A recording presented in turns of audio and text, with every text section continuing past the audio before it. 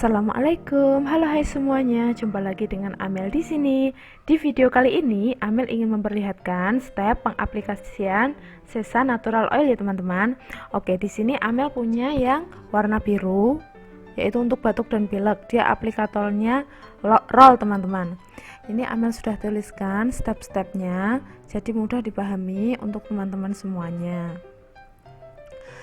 Oke, langkah selanjutnya yaitu kita miringkan dulu. Selanjutnya oles dan pijat lembut di sepanjang tulang belakang dan dada pada bayi. Jadi teman-teman, for your information, ini wanginya mentol, enak banget.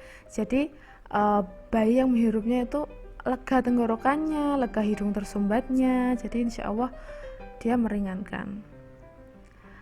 Oke, sekian, terima kasih.